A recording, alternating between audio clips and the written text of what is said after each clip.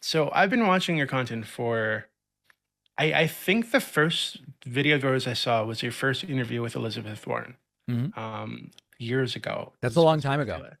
Yeah, a very long time ago.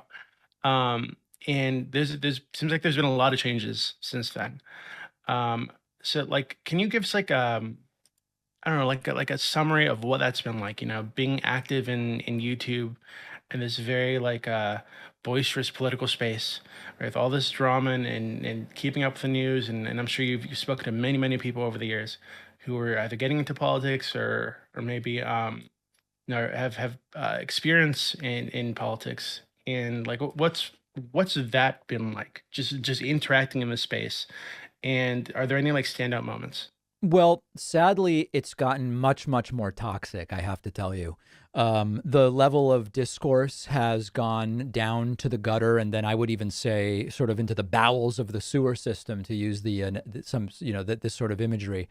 And particularly during the Trump era, any even minor disagreements very quickly become toxic and coarse, and the anti-Semitism comes out and the personal attacks come out and all of these things. The bar has become so low for those who, I guess, they believe they're participating in political discourse, but I don't know that they really are.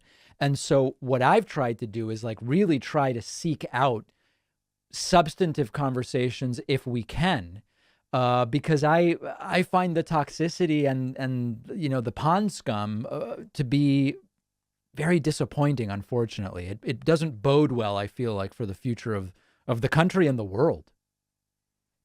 Now, a lot of people point to Trump, right, and everything leading up to that, and after his election, is like the source of that, or maybe something that pushed it over the tipping point. Would you agree with that? Well, I don't really think that Donald Trump created um, the folks that I'm referring to. I don't think Trump created xenophobia, racism, or anything.